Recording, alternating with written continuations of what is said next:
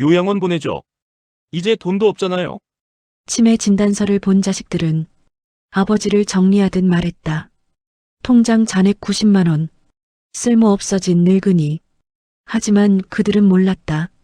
그 노인에게는 아무도 모르는 단 하나의 비밀이 있었다는 것을. 시아버지 김영수 어르신이 대학병원에서 나올 때 손에는 진단서 한 장이 들려 있었습니다. 초기 치매 의심, 추가 검사 요망. 종이 한 장이었지만 이 집안의 모든 것을 바꿔놓기에는 충분했습니다. 아버님, 괜찮으세요? 수지는 조심스럽게 물었지만 시아버지는 대답 없이 차창 밖만 바라보았습니다. 예전 같았으면 에이, 의사들이 뭘 안다고 하며 호탕하게 웃으셨을 뿐이었죠.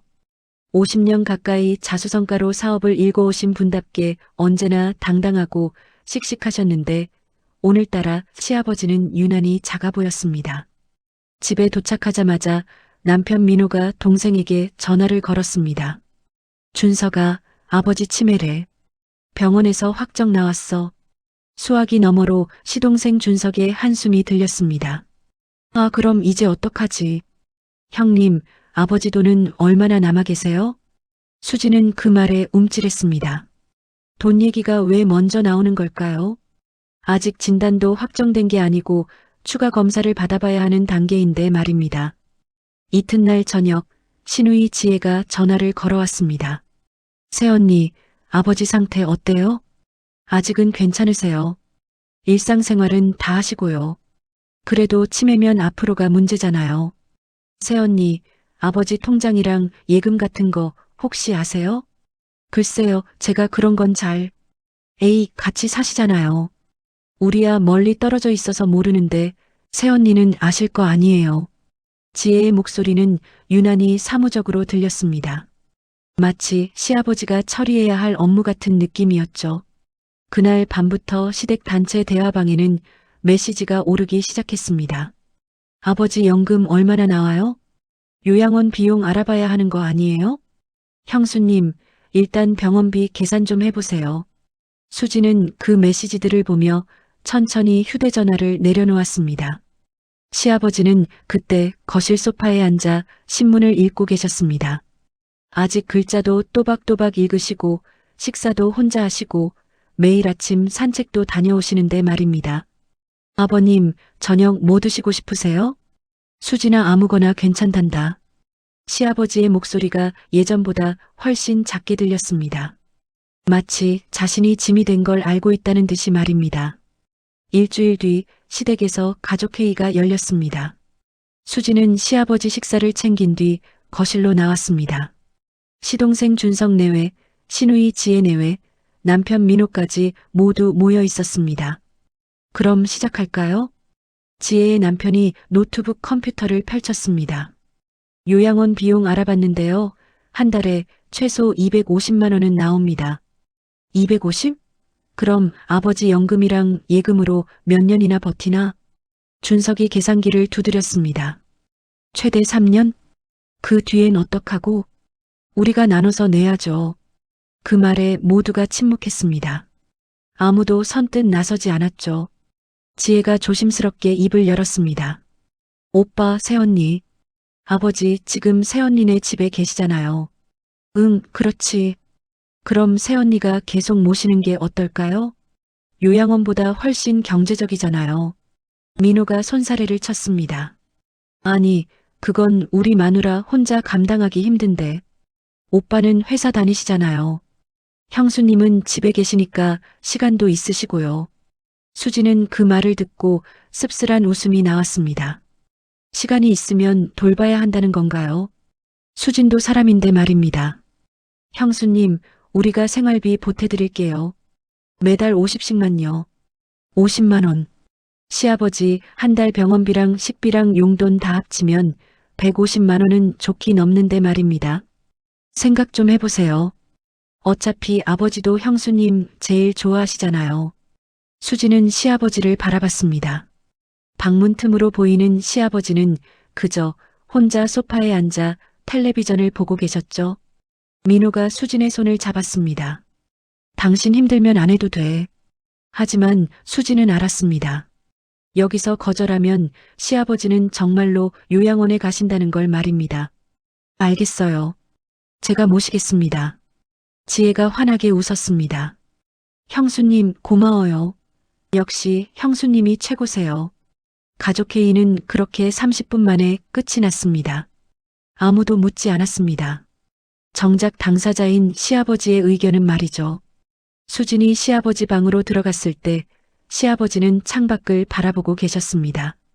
아버님, 앞으로 제가 모실게요. 수진아 미안하구나. 내가 짐만 되네.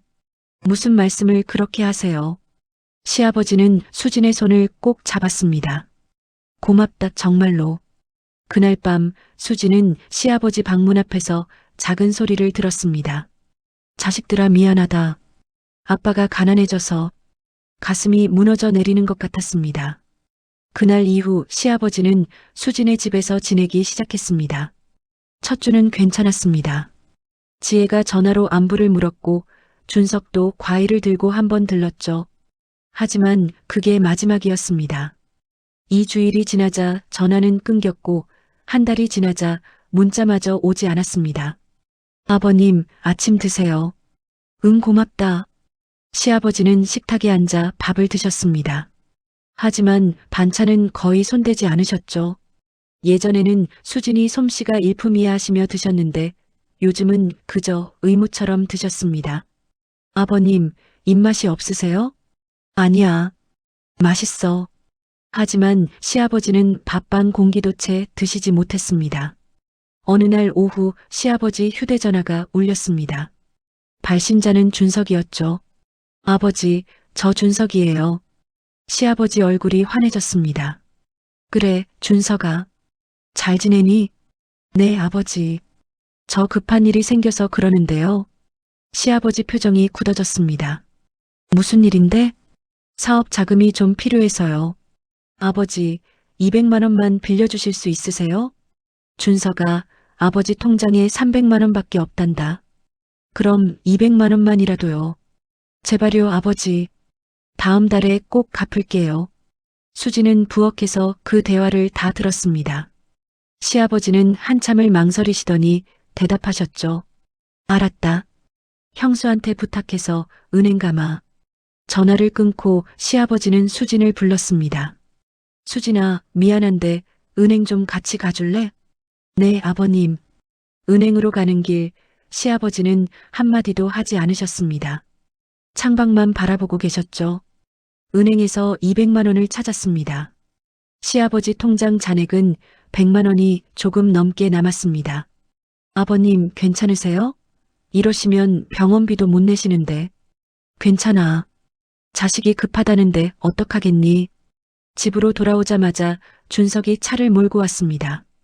회사 일로 바쁘다던 준석이 30분 만에 도착한 겁니다. 아버지, 고맙습니다. 준석은 돈을 받아들고는 인사도 제대로 하지 않고 떠났습니다. 현관에 5분도 머물지 않았죠.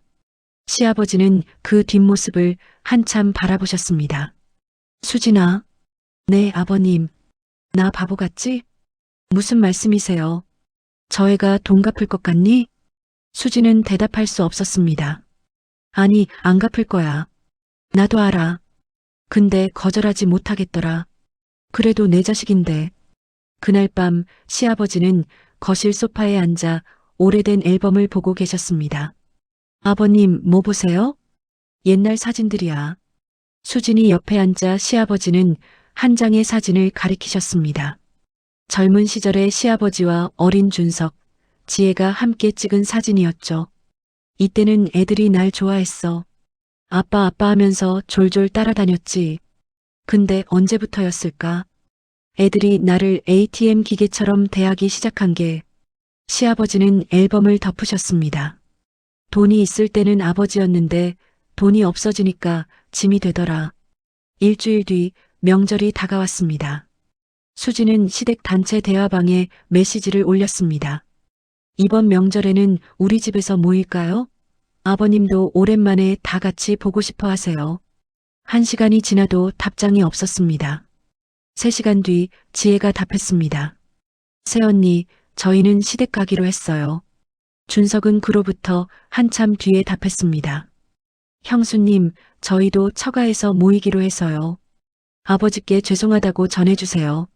수지는 휴대전화를 들고 시아버지 방으로 갔습니다. 아버님, 안 온다는 거지? 죄송해요. 내가 왜 미안해하니? 내 자식들인데. 시아버지는 창밖을 바라보셨습니다. 괜찮아. 나도 이제 익숙해.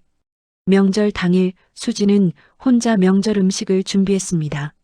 전도 부치고 갈비찜도 만들었죠. 시아버지를 위해서였습니다. 아버님, 식사하세요. 상에는 정성껏 차린 음식들이 가득했습니다. 하지만 먹는 사람은 단둘뿐이었죠. 수진아, 이렇게까지 안 해도 되는데. 괜찮아요. 명절인데 이 정도는 해야죠. 시아버지는 젓가락을 드시더니 갑자기 내려놓으셨습니다. 아버님? 미안하다, 수진아. 갑자기 목이 메네. 시아버지는 눈물을 훔치셨습니다. 자식들이 이렇게 차린 상에 한 명도 안 오다니. 수진도 눈물이 날 것 같았습니다. 아버님, 우리 둘이라도 맛있게 먹어요. 하지만 그날 시아버지는 밥 한 숟가락도 드시지 못했습니다. 명절이 지나고 이틀 뒤 지혜가 갑자기 찾아왔습니다. 새언니, 아버지 계세요? 방에 계세요.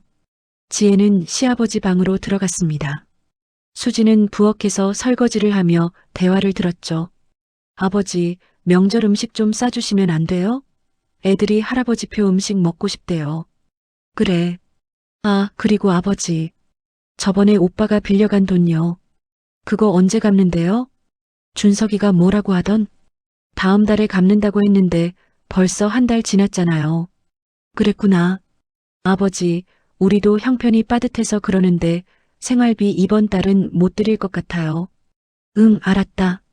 지혜는 명절 음식을 한가득 싸가지고 30분 만에 떠났습니다. 시아버지는 현관문이 닫히는 소리를 듣고서야 방에서 나오셨습니다. 아버님, 괜찮아, 수진아. 하지만 시아버지 목소리는 떨리고 있었습니다. 그날 밤 수지는 시아버지 방문 앞을 지나가다 멈췄습니다. 안에서 낮은 목소리가 들렸으니까요. 자식들아, 아빠를 용서해라. 가난해져서 미안하다. 돈 많은 아버지였으면 너희가 이렇게 떠나지 않았을 텐데. 수지는 그 자리에서 눈물을 흘렸습니다. 시아버지는 자식들에게 버림받았다고 생각하고 계셨습니다. 그것도 자신이 가난해진 탓이라고 말입니다. 수지는 다짐했습니다. 적어도 자신만은 시아버지를 끝까지 모시겠다고. 돈이 있고 없고를 떠나서 말입니다. 석 달이 지났을 때 시아버지가 쓰러지셨습니다. 그날도 평범한 아침이었습니다. 수진이 아침 식사를 준비하고 있을 때였죠. 쿵! 방에서 둔탁한 소리가 들렸습니다. 아버님! 수진이 달려갔을 때 시아버지는 바닥에 쓰러져 계셨습니다. 의식은 있었지만 몸을 가누지 못하셨죠. 아버님, 괜찮으세요? 지금 구급차 부를게요. 괜찮아, 그냥 어지러워서. 안 돼요. 병원 가셔야 해요. 수지는 급하게 119에 전화를 걸었습니다. 그리고 시댁 단체 대화방에 메시지를 보냈습니다. 아버님 쓰러지셨어요. 지금 응급실 가요. 구급차가 도착했고 시아버지는 들것에 실려 나가셨습니다. 수지는 급하게 가방을 챙겨 구급차에 올라탔죠. 응급실로 가는 내내 수지는 휴대전화를 확인했습니다. 하지만 시댁 대화방에는 아무 답장도 없었습니다. 병원에 도착해서 1시간이 지났습니다. 의사가 나왔습니다. 보호자분이시죠? 네, 며느리입니다. 환자분 혈압이 많이 떨어지셨어요. 지금은 안정됐는데 좀 더 정밀 검사가 필요합니다. 비용은 얼마나 나올까요? 입원하시면 하루에 30만 원 정도, 검사비까지 합치면 200만 원은 예상하셔야 할 것 같습니다.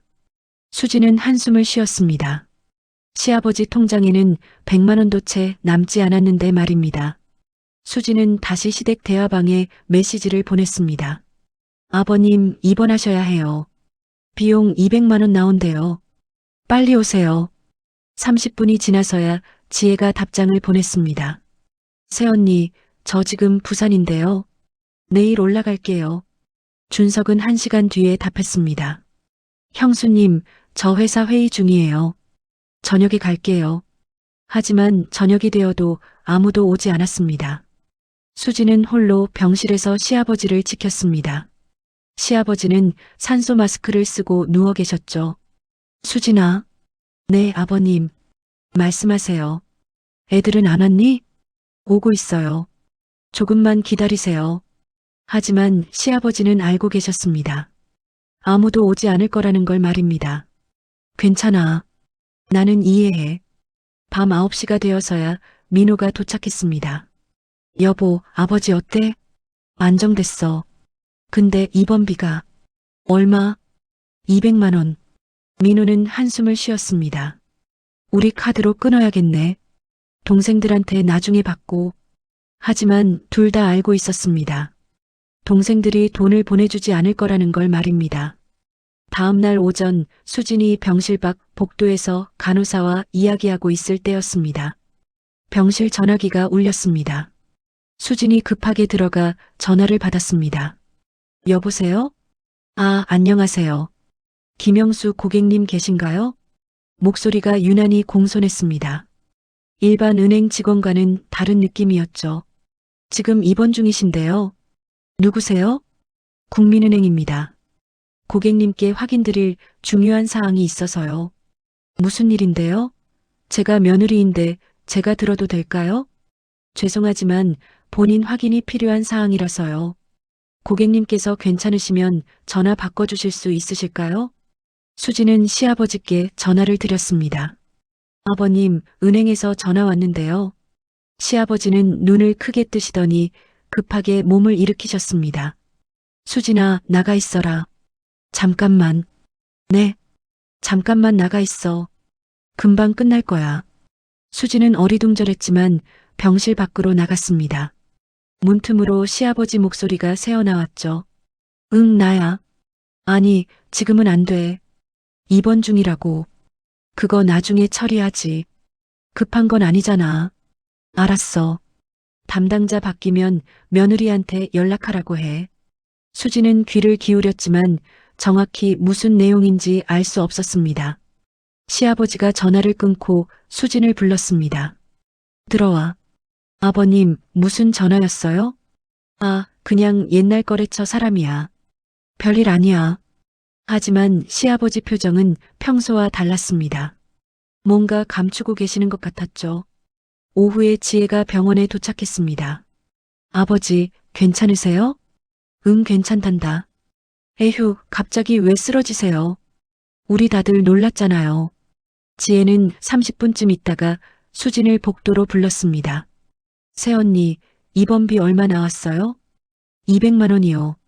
우리가 3분의 1씩 내야 하는 거죠? 아니요. 저희가 다 냈어요. 네. 왜요? 우리도 낼 건데.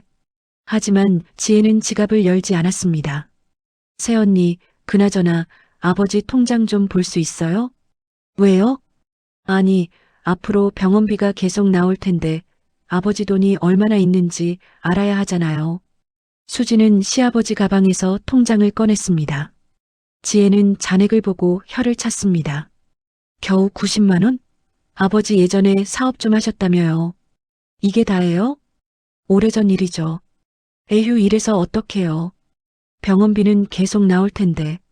지혜는 통장을 덮으며 한숨을 쉬었습니다. 새언니, 솔직히 말씀드릴게요. 아버지 이 상태로 계속 입원해 계시면 우리 감당 못해요. 빨리 퇴원하시는 게 낫지 않을까요? 아직 검사도 다 안 끝났는데요. 그래도 생명에는 지장 없다며요? 그럼 집에서 쉬시면 되잖아요. 수지는 더 이상 말하지 않았습니다. 지혜는 1시간도 채 머물지 않고 떠났습니다. 준석은 끝내 나타나지도 않았죠. 그날 밤 시아버지가 깨어나셨습니다. 수진아. 네, 아버님. 너 내 가방에 수첩 있는 거 알지? 네, 아버님이 주신 거요. 그거 한번 펼쳐봐. 수지는 가방에서 낡은 수첩을 꺼내 펼쳤습니다. 첫 장에는 이상한 숫자들과 알 수 없는 메모들이 빼곡했습니다. 날짜도 적혀 있었지만 무슨 의미인지 알 수 없었죠. 아버님, 이게 뭐예요? 시아버지는 수첩을 다시 덮으셨습니다. 아직은 때가 안 됐어. 수진아, 사람은 돈이 있을 때랑 없을 때 태도가 달라진단다. 무슨 말씀이세요? 나는 그게 궁금했어. 내 자식들이 진짜 나를 사랑하는지 아니면 내 돈을 사랑하는지. 수진은 무슨 말씀인지 이해할 수 없었습니다. 시아버지는 이미 가난하신데 무슨 돈을 말씀하시는 걸까요? 아버님 무슨. 괜찮아. 나중에 다 알게 될 거야. 지금은 그냥 이대로 있자. 시아버지는 눈을 감으셨습니다. 이틀 뒤 시아버지는 퇴원하셨습니다. 의사는 더 입원하기를 권했지만 시아버지가 완강하게 거부하셨죠. 집에서 쉴게요. 괜찮습니다. 집으로 돌아오는 택시 안에서 시아버지가 창밖을 보시며 말씀하셨습니다. 수진아, 고맙다. 무슨 말씀이세요? 너는 끝까지 남아줬어. 수진은 시아버지 손을 꼭 잡았습니다. 그때 수진은 몰랐습니다. 시아버지에게 숨겨진 비밀이 있다는 것을, 그리고 그 비밀이 곧 모든 것을 바꿔놓을 거라는 것을 말입니다. 퇴원 후 일주일이 지났습니다. 시아버지는 예전보다 훨씬 약해지셨습니다. 산책도 나가지 못하시고 하루 종일 방에만 계셨죠. 아버님, 식사하세요. 응, 고맙다. 식사량도 눈에 띄게 줄었습니다. 반 공기도 채 드시지 못하셨죠. 어느 날 오후 지혜가 갑자기 전화를 걸어왔습니다. 새언니, 저 지금 가도 돼요? 그럼요. 언제든지 오세요. 1시간 뒤 지혜가 도착했습니다. 하지만 혼자가 아니었습니다. 준석도 함께였죠. 형수님, 안녕하세요. 준석 씨도 왔어요? 오랜만이네요. 둘은 시아버지 방으로 들어가지 않고 거실 소파에 앉았습니다. 새언니, 우리 좀 얘기할 게 있어서요. 수지는 불길한 예감이 들었습니다. 뭔데요? 지혜가 입을 열었습니다. 아버지 요양원 보내는 거 어때요? 뭐라고요? 새언니도 힘드시잖아요. 아버지 상태도 점점 안 좋아지시고 전문적으로 케어받으시는 게 나을 것 같아서요. 준석도 거들었습니다. 형수님, 저희가 알아봤는데 괜찮은 데가 있어요. 한 달에 250만 원 정도 하는데 그 돈은 어떻게 내려고요? 그러니까요. 그게 문제죠. 지혜가 서류 몇 장을 꺼냈습니다. 새언니, 아버지 명의로 된 거 있잖아요. 이 집? 수지는 깜짝 놀랐습니다. 이 집이요? 네. 아버지 명의거든요. 이거 팔면 요양원비 몇 년은 나오잖아요. 지금 집 팔자는 얘기예요? 새언니, 어차피 아버지 요양원 가시면 빈집 되는 거잖아요. 차라리 팔아서 요양원비 쓰는 게 낫지 않아요? 수지는 말문이 막혔습니다. 그럼 저희는 어디 가서 살라고요? 새언니네는 전세로 다른 데 구하시면 되죠. 요즘 전세 많잖아요. 준석이 계산기를 두드렸습니다. 이 집이 시세가 5억 정도 되니까 팔면 5억에서 요양원비 빼고 나머지는 우리가 3등분하면 되죠. 지금 농담하시는 거죠? 형수님, 농담 아니에요. 현실적으로 생각해봐요. 아버지 돈도 없으시잖아요. 지혜가 가방에서 시아버지 통장 사본을 꺼냈습니다. 새언니, 아버지 통장 잔액 봤죠? 90만 원. 이게 다예요. 병원비 한 번만 내면 바닥나요. 그 통장은 어떻게? 저번에 병원에서 사진 찍어뒀어요. 확인차 필요해서요. 수지는 분노가 치밀어 올랐습니다. 지혜 씨, 준석 씨, 아버님이 지금 저 방에 계세요. 이런 얘기 들으시면 어떡하려고 그래요? 그러니까 조용히 하자는 거잖아요. 아버지는 모르시게. 이게 지금 말이 돼요? 아버님 집을 팔겠다고요? 준석이 짜증스럽게 말했습니다. 형수님, 그럼 형수님이 계속 돈 대실 거예요? 병원비, 약가, 생활비 다 합치면 한 달에 200만 원은 나가요. 1년이면 2,400만 원이고요. 그건 우리는 못 내요. 솔직히 말하면 안 낼 거예요. 형수님 혼자 감당하시든지 아니면 집 팔아서 요양원 보내든지 둘 중 하나예요. 지혜가 준석을 말렸습니다. 오빠 말 좀 조심해. 하지만 준석은 멈추지 않았습니다. 왜? 사실이잖아. 아버지 통장도 거의 비었고 이제 의미 없어요. 우리가 계속 돈 될 수도 없고 그 순간이었습니다. 의미가 없다고? 시아버지가 방문을 열고 나오셨습니다. 모두 얼어붙었습니다. 아버지, 다 들었다. 내가 의미 없는 사람이구나. 아버지, 그게 아니라 집을 팔아서 나를 요양원에 보내려고? 그것도 내 몰래? 시아버지는 지혜와 준석을 번갈아 보셨습니다. 너희가 내 자식들이 맞니? 아버지, 오해하신 거예요. 우리는 아버지를 위해서, 위해서? 너희를 위해서겠지. 내 집 팔아서 돈 나눠 가지려고. 준석이 변명했습니다. 아버지, 요양원비 내려면 어쩔 수 없잖아요. 내가 요양원 가고 싶다고 했니? 너희는 내가 짐이니까 치우고 싶은 거지. 솔직히 말해봐. 지혜가 울먹이기 시작했습니다. 아버지, 우리도 힘들어요. 애들 학원비에 대출 이자에 우리도 살아야 하잖아요. 그래서 아버지는 버려도 된다는 거냐? 시아버지는 소파에 주저앉으셨습니다. 나는 평생 너희를 위해 살았어. 사업하면서 번 돈 다 너희 교육비로 썼고 결혼할 때도 집 사주고 차 사줬지. 그때는 의미 있었어? 돈 있는 아버지니까? 준석이 고개를 숙였습니다. 아버지, 그때랑 지금이랑은 다르잖아요. 뭐가 다른데? 내가 가난해진 게 다른 거지. 시아버지는 지혜를 보셨습니다. 지혜야, 내가 대학 갈 때 내가 얼마를 썼는지 아니? 5천만 원이야. 너 유학 보내느라 내 노후 자금 다 썼어. 그때는 고맙다고 울면서 안기더니 지혜는 눈물을 흘리며 고개를 돌렸습니다. 시아버지는 준석을 보셨습니다. 준석아, 내 결혼식 비용은? 3천만 원. 신혼집 전세금 1억. 내가 다 댔지.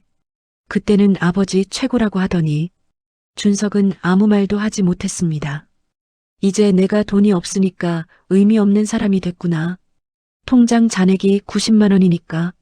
시아버지는 천천히 일어서셨습니다. 나가라. 둘 다 나가. 아버지, 나가라고 했어. 다시는 내 앞에 나타나지 마. 지혜와 준석은 황급히 현관으로 향했습니다. 떠나기 전 지혜가 돌아봤습니다. 아버지 죄송해요. 하지만 시아버지는 대답하지 않으셨습니다. 문이 닫히고 나서 시아버지는 그 자리에 주저앉으셨습니다. 수진아. 네, 아버님. 나는 정말 의미 없는 사람일까? 수진은 시아버지를 꼭 안았습니다. 아니에요. 아버님은 저한테 너무 소중한 분이세요. 고맙다, 정말 고맙다. 시아버지는 수진의 품에서 한참을 우셨습니다. 그날 밤 수진은 결심했습니다. 자식들이 다 떠나도 자신만은 끝까지 시아버지 곁에 있겠다고. 돈이 있고 없고를 떠나서 말입니다. 수진은 몰랐습니다. 시아버지가 이 모든 순간을 지켜보고 계셨다는 것을, 그리고 이미 수진을 선택하셨다는 것을 말입니다. 자식들이 떠난 후 일주일이 지났습니다. 시아버지는 거의 말씀을 하지 않으셨습니다. 식사도 거르시고 밤에는 잠도 제대로 주무시지 못했죠. 아버님, 이러시면 안 돼요. 건강 챙기셔야죠. 괜찮아, 수진아. 하지만 괜찮지 않았습니다. 시아버지는 날로 수척해지셨죠. 어느 날 저녁 남편 민호가 말했습니다. 여보, 우리가 계속 이렇게 감당할 수 있을까? 병원비만 한 달에 100만 원 넘게 나가잖아. 그래도 아버님을 어떡해요? 수진은 그날 밤 잠을 이루지 못했습니다. 다음 날 아침 수진은 결심했습니다. 아버님, 오늘 병원 같이 가요. 왜? 제가 아버님 법적 보호자로 등록하려고요. 앞으로 급한 일 있을 때 제가 바로 결정할 수 있게요. 시아버지가 놀라셨습니다. 수진아, 그럼 너한테 더 짐이 되잖아. 아버님은 짐이 아니에요. 제가 하고 싶어서 하는 거예요. 시아버지는 한참을 수진을 바라보시다가 고개를 끄덕이셨습니다. 병원에서 서류를 작성했습니다. 보호자 명의를 수진으로 바꾸고 의료 결정권도 모두 넘겼죠. 이제 아버님께 무슨 일이 생기면 제가 다 결정할 수 있어요. 고맙다, 정말로. 병원 일을 마치고 은행에 들렀습니다. 수진아, 내 통장도 내 이름으로 공동명의 해두자. 그럴 필요까지야. 내가 갑자기 어떻게 될지 모르잖아. 은행 창구에 앉았습니다. 직원이 시아버지 신분증을 확인하더니 잠시 자리를 비웠습니다. 잠시 후 정장 차림의 중년 남성이 왔습니다. 김영수 고객님이시죠? 저는 VIP 센터 담당 김 과장입니다. 잠깐 상담실로 모시겠습니다. 수지는 의아했습니다. VIP 센터라니. 시아버지 통장에는 100만 원도 없는데 말입니다. 상담실로 들어가자 김 과장이 물었습니다. 고객님, 이분은 며느리입니다. 방금 법적 보호자로 등록했고요. 시아버지가 말씀하셨습니다. 수진아, 잠깐 밖에 나가 있어 줄래? 금방이야. 수지는 상담실 밖으로 나왔습니다. 10분쯤 지나서 문이 열렸습니다. 들어와. 김 과장이 공손하게 말했습니다. 고객님께서 보호자분을 공동명의인으로 추가하기로 하셨습니다. 서류를 작성하는 동안 김 과장은 명함을 건넸습니다. 보호자님, 앞으로 필요하신 일 있으시면 언제든 연락 주세요. 명함에는 VIP 고객 전담 매니저라고 적혀 있었습니다. 수지는 이상했지만 묻지 않았습니다. 집으로 돌아오는 길 시아버지가 물으셨습니다. 수진아, 너는 왜 나한테 이렇게 잘해주니? 아버님이니까요. 돈도 없는 늙은이인데. 아버님, 돈이 뭐가 중요해요? 사람이 중요하지. 시아버지는 수진의 손을 꼭 잡으셨습니다. 내가 있어서 내가 아직 사람으로 살 수 있어. 그날 밤 지혜가 메시지를 보냈습니다.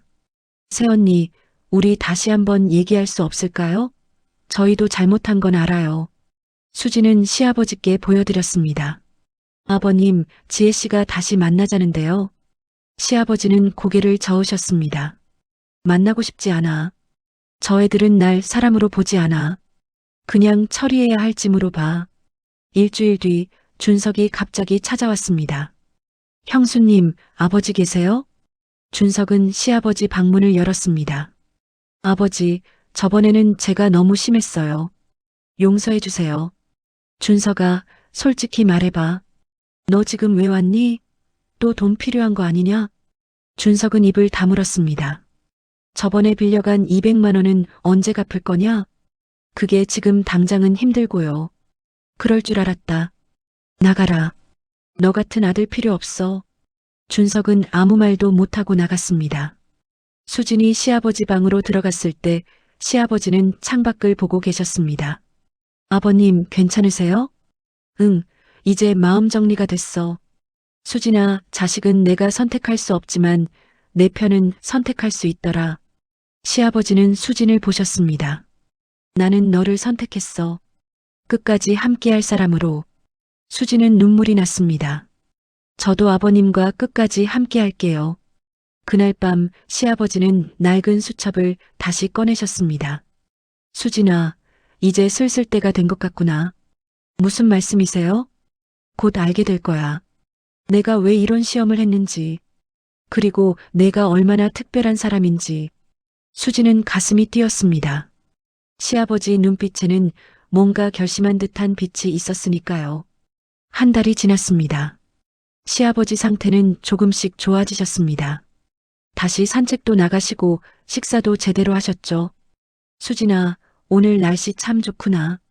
그러게요, 아버님. 공원 산책 가실래요? 그래, 좋지. 시아버지와 수지는 함께 공원을 걸었습니다. 예전처럼 편안한 시간이었죠. 수진아. 네, 아버님. 너 때문에 내가 다시 살 것 같아. 정말로. 무슨 말씀을 그렇게 하세요? 아니야. 진심이야. 너는 날 사람으로 대해줬어. 그게 얼마나 큰 의미인지 몰라. 그날 오후 집 전화가 울렸습니다. 여보세요? 안녕하세요. 국민은행 VIP 센터 김 과장입니다. 보호자분이시죠? 아, 네. 그때 그분이시네요. 네, 고객님께 중요한 확인 사항이 있어서 연락드렸습니다. 내일 오전에 은행 방문 가능하실까요? 무슨 일인데요? 전화로는 설명드리기 어려운 내용이라서요. 꼭 방문 부탁드립니다. 수지는 시아버지께 말씀드렸습니다. 아버님, 은행에서 내일 오라는데요. 시아버지는 잠시 망설이시더니 고개를 끄덕이셨습니다.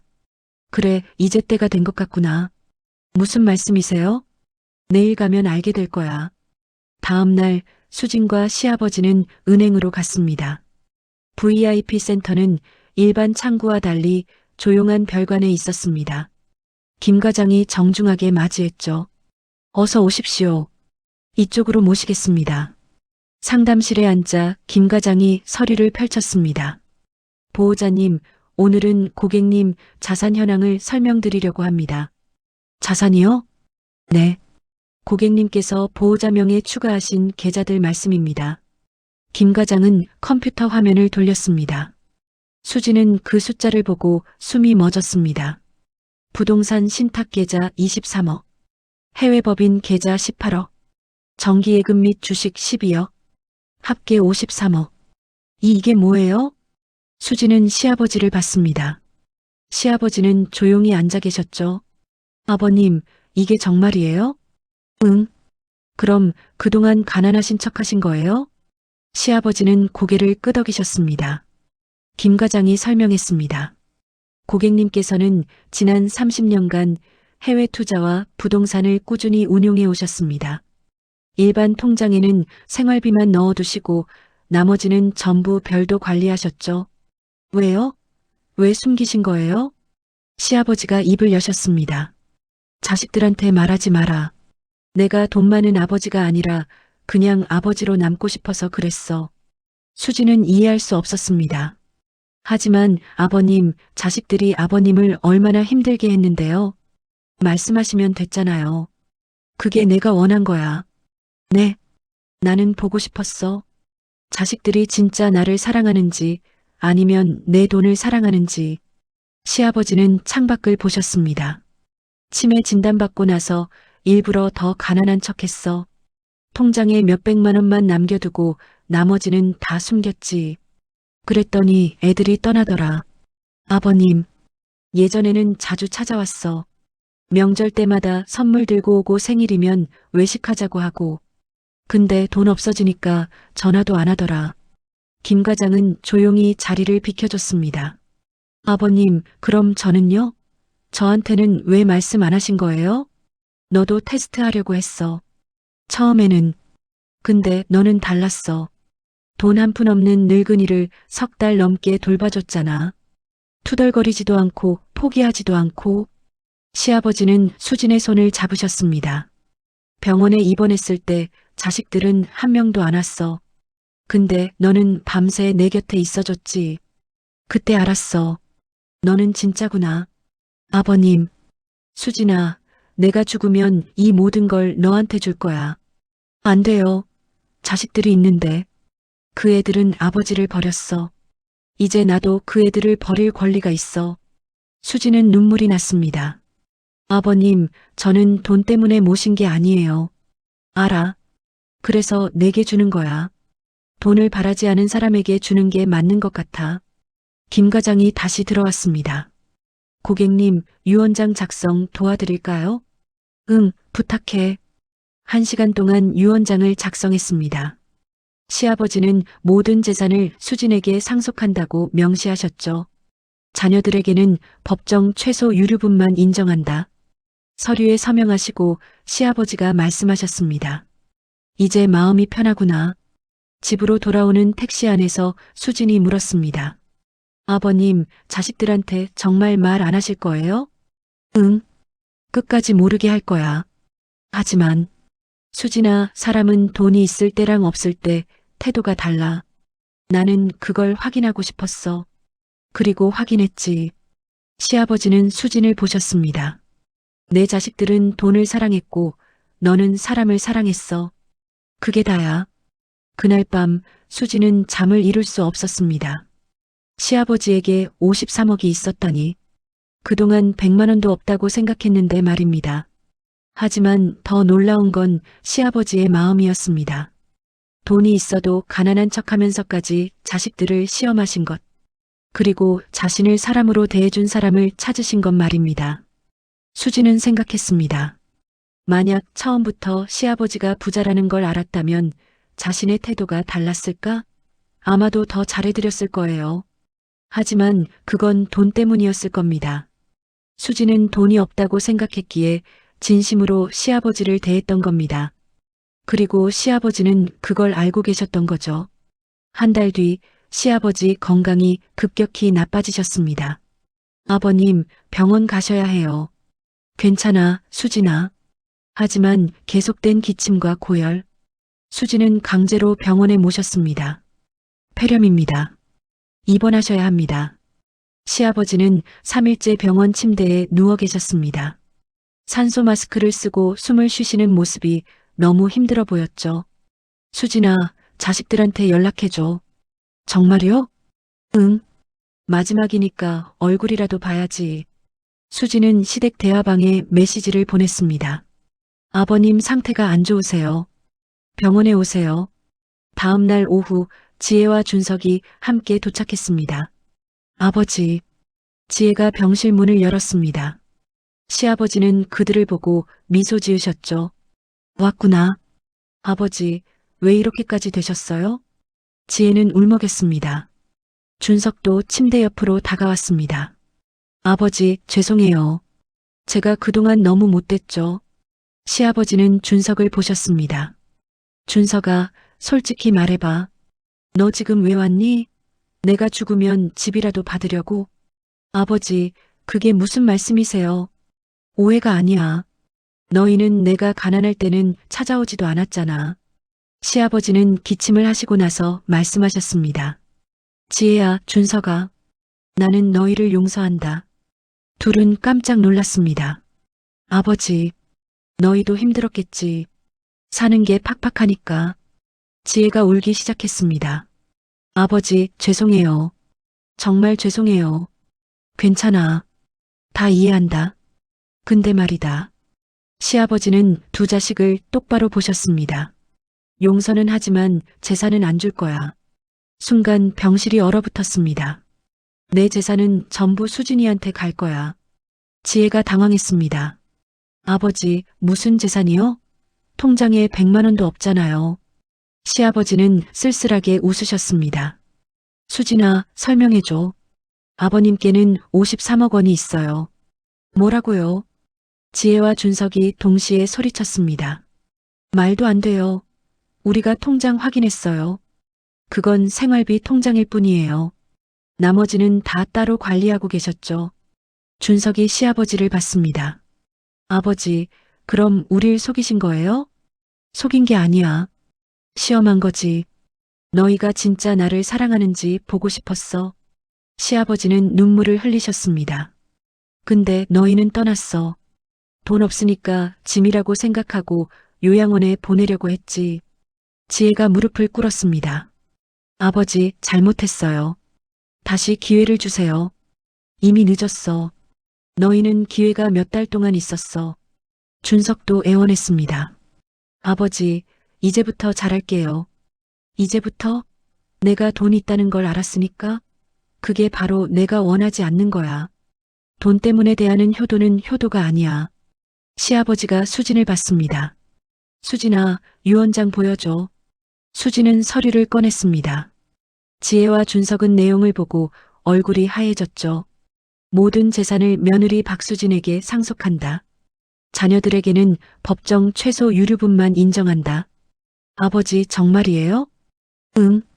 내일 공증인도 오고 변호사도 와. 다 확정됐어. 지혜가 주저앉았습니다. 우리가 그렇게 못됐나요? 못된 게 아니야. 그냥 선택을 잘못한 거지. 사람보다 돈을 선택했어. 시아버지는 두 자식을 마지막으로 보셨습니다. 이제 가거라. 지혜와 준석은 아무 말도 못하고 병실을 나갔습니다. 문이 닫히고 시아버지가 말씀하셨습니다. 수진아, 후회 없니? 네, 전혀요. 고맙다. 덕분에 나는 행복했어. 수진은 밤새 시아버지 곁을 지켰습니다. 이제 마지막만 남았습니다. 일주일 뒤 시아버지는 조용히 눈을 감으셨습니다. 수진이 손을 잡고 있을 때였습니다. 수진아, 고맙다. 그게 마지막 말씀이었습니다. 장례식장에는 많은 사람들이 찾아왔습니다. 시아버지가 평생 도우셨던 분들이었죠. 고인께서 정말 좋은 분이셨는데 은혜를 많이 입었습니다. 지혜와 준석도 왔습니다. 하지만 수진을 제대로 쳐다보지 못했죠. 장례 3일째 되는 날 변호사가 찾아왔습니다. 유족 여러분, 고인의 유언장을 공개하겠습니다. 변호사가 봉투를 열었습니다. 나 김영수는 다음과 같이 유언합니다. 나의 모든 재산은 며느리 박수진에게 상속합니다. 부동산, 예금, 주식, 해외법인 자산 일체를 포함합니다. 자녀들에게는 법정 최소 유류분만을 인정합니다. 지혜가 눈물을 흘렸습니다. 준석은 고개를 숙였죠. 변호사가 계속 읽었습니다. 자식들에게 너희는 내가 가난해지자 떠났다. 나는 그게 너무 슬펐다. 하지만 이해한다. 사람은 쓸모 있을 때만 필요한 존재니까. 며느리 수진이는 달랐다. 돈 한 푼 없는 나를 끝까지 사람으로 대해줬다. 나는 이 돈을 수진이에게 준다. 너희가 아니라. 원망하지 마라. 너희가 먼저 아버지를 버렸으니까. 장례식장은 조용했습니다. 지혜가 수진에게 다가왔습니다. 새언니 미안해요. 괜찮아요. 아니에요. 우리가 정말 못됐어요. 새언니가 아버지 모시는 동안 우린. 준석도 고개를 숙였습니다. 형수님 죄송합니다. 돌이킬 수 없다는 거 압니다. 수진은 두 사람을 보며 말했습니다. 아버님은 끝까지 기다리셨어요. 돈 없는 아버지를 찾아올 자식을 말이에요. 장례가 끝나고 한 달이 지났습니다. 수진은 시아버지가 남긴 편지를 발견했습니다. 수진이에게 이 편지를 읽을 때쯤이면 나는 없을 거야. 미안하다. 너한테 큰 짐을 남기고 가는 것 같아서. 돈은 많이 남겼지만 그게 너를 힘들게 할까봐 걱정이다. 하지만 명심해라. 너는 잘못한 게 없어. 너는 그저 사람을 사람답게 대했을 뿐이야. 돈은 남길 수 있지만 사람은 선택해야 남는다. 나는 너를 선택했어. 끝까지 나를 사람으로 대해준 너를. 고맙다, 수진아. 수진은 편지를 읽고 한참을 울었습니다. 이후 수진은 시아버지 뜻대로 재산을 관리했습니다. 일부는 요양원에 기부했고 일부는 치매 환자 가족을 돕는 재단을 만들었습니다. 자식들에게는 유류분만 주었습니다. 그들은 원망했지만 수진은 개의치 않았습니다. 시아버지가 원한 건 돈이 아니라 사람이었으니까요. 수진은 시아버지 사진 앞에서 다짐했습니다. 아버님, 저는 아버님께 배웠어요. 사람은 돈으로 가치를 매길 수 없다는 것을요. 부모를 대하는 태도는 언젠가 자신의 얼굴로 돌아옵니다. 돈이 있을 때만 찾는 자식? 돈이 없어도 함께하는 사람. 당신은 어느 쪽입니까? 오늘 당신은 어떤 사람으로 남고 있나요?